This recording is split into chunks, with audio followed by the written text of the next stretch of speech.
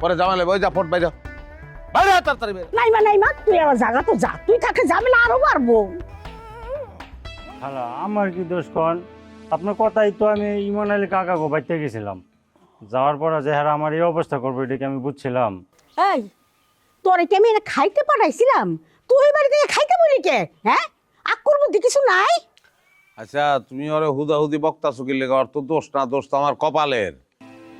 নাইলে আমি এমন সুন্দর সুন্দর বস্ত্রাই গোলাপ থুয়া এনে এই কাপ জবের ভিতরে পড়ি। আহ, কি পাপ যে করছিলাম আমি। ওই যে আয়া পড়ছে কি তেনজিং লগের হিলারি কই? আচ্ছা তুমগো সিকিউরিটি নমুনাটা কি একটু শুনি। তোমরা থাকতে আমার পোলার আশেপাশে চোর ঢুকে কেমনে? আজকে যদি চোরের জায়গায় ডাকাত ঢুকতো তাহলে কি অবস্থা হইতো? হ্যাঁ আরে মা, চোর ডাকাত কি গো তুই?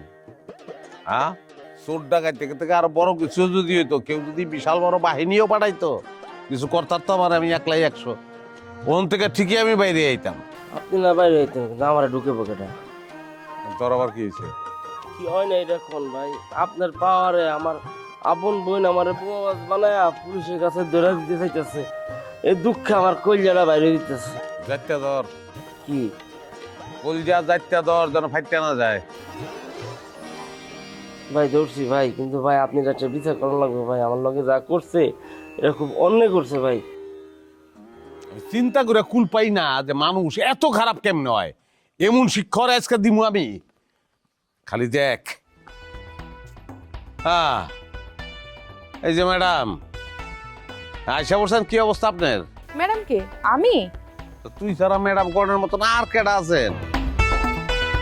এই খয়রাতি, তুই এখানে কি করস? সুরজ ভাই, আপনার দেরি হইতেছিল দেখা আমি চিন্তা করলাম যে আপনারা আইসা নিয়ে যাই, কিন্তু এখানে আইসা তো মনে হইতেছে ঘটনা অন্য কিছু ঘটতেছে।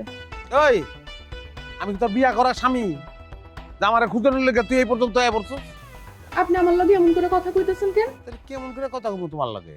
হ্যাঁ গো, চলো, আমি একটা বিশেষ কাজে আটকা পড়েছিলাম, এই জন্য আমি যেতে পারিনি। এমনি কমু?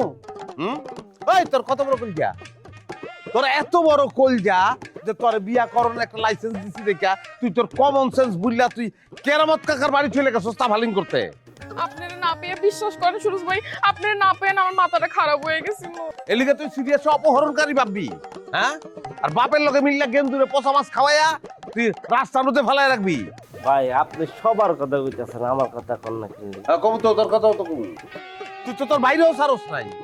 হ্যাঁ, পরে তুই বোমা মাছ বানাস। ওই তোর কি দিলের অহম নাই?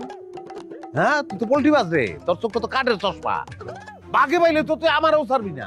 বুঝছি, ওই খয়রাতির ঘরের খয়রাতি আমার নামে আপনার কাছে কান পড়া দিছে না?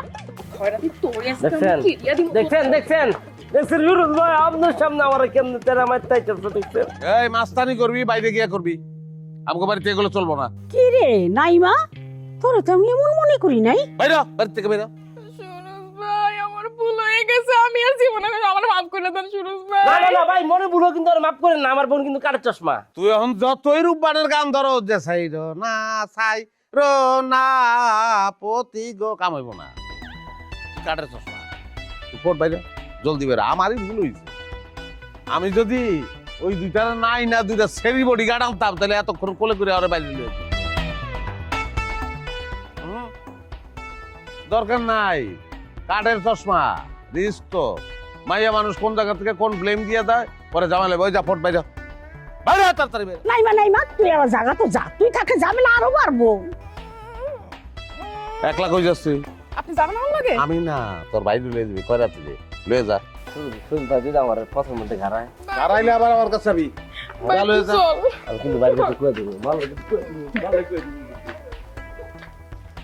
তারা কিছু কি লেগা যাও, তোমরা ফ্রেশ হও, খাইবা না? তোরা আয় ঘরে আয়, খাওয়ান দিতে থাকি। আল্লাহ, একটার পর একটা ঝামেলা।